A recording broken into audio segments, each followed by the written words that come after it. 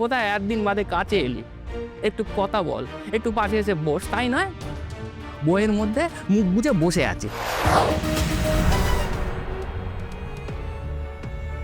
10টা বেজে গেল, এখনো হলো না। সে কখন তো ছেলেটাকে ওটিতে ঢুকিয়েছে গো। সিস্টার তো বলে গেল টাইম লাগবে। কিন্তু কেন এত টাইম লাগছে? জানি না রে, এসব বড় বড় অপারেশনের ব্যাপার তুই আমি কি জানবো বল। তবে আমি এটুকু শুনেছি, অপারেশনের পর খানিকক্ষণ অবজারভেশনে রাখে, সেই জন্য হয়তো এত দেরি হচ্ছে। শোনো না, আমি বলছি কি শ্রীকে বাইরে একটু নিয়ে যাও না, দুজনে একটু চাটা খাও, এতক্ষণ ধরে এক জায়গায় বসে রয়েছো। আরে বাবা, কিছু তো খাওনি সারাদিন, চা অন্তত খাও। যাও, ওকে নিয়ে যাও, যাও। কৃষ্ণকে একবার না দেখে আমি এখান থেকে কোথাও যাব না দাদা। আমাকে আপনারা কোথাও যেতে বলবেন না।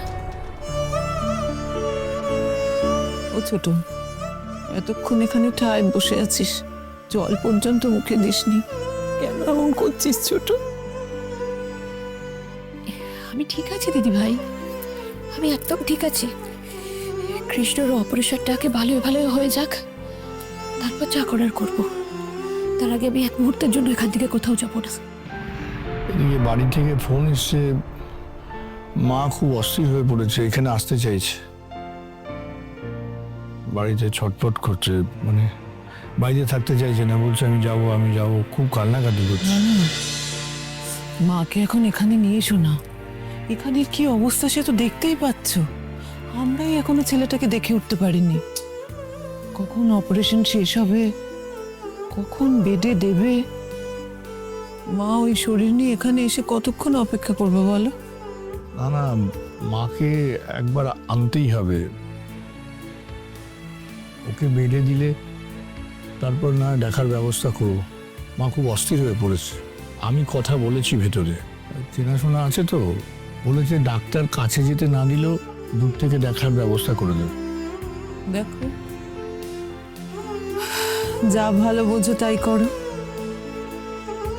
কিন্তু মা এখানে এসে যদি অসুস্থ হয়ে পড়েন তাহলে কিন্তু বিপদ বাড়বে বই কমবে না। না না, আসুক না একবার, চোখের দেখা যদি দেখে মনে তো শান্তি পাবে। তো সেটাই হোক না, মাকে নিয়ে আসবো আমি।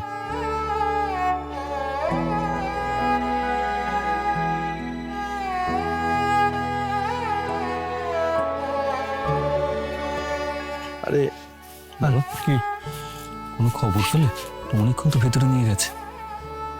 খবর পেলাম মানে ওই সিস্টারদের কাছে গিয়েছিলাম ভেতরের খবর জানার জন্য। হ্যাঁ, তারপর? কিন্তু যেটা শুনলাম না,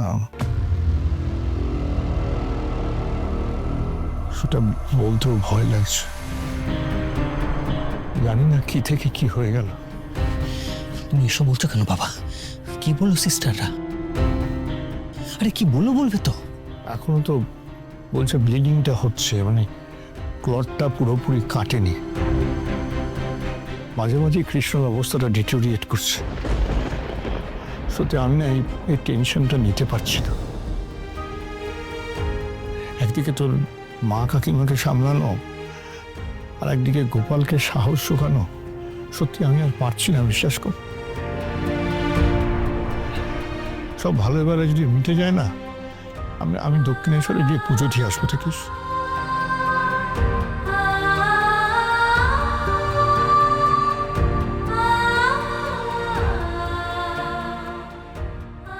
তুমি একদম চিন্তা করো না বাবা, কৃষ্ণর কিচ্ছু হবে না, তুমি দেখো, কিচ্ছু হবে না। বনলতা কোথায় গেল বলতো? এটা এখানে ছিল, হ্যাঁ, কোথায় গেল আবার? হ্যাঁ, অদ্ভুত।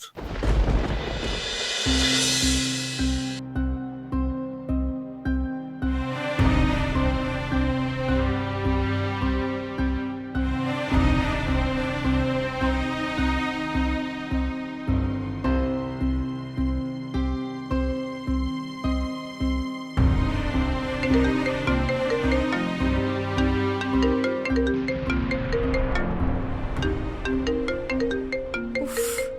এই ইডিয়েটটা এখন কেন ফোন করছে? ওহো, ওদিকে খবরই তো নেওয়া হয়নি। ওরা বাড়িতে ঢোকার পর নাটকটা ঠিকঠাক হলো কি না জানতে হবে তো।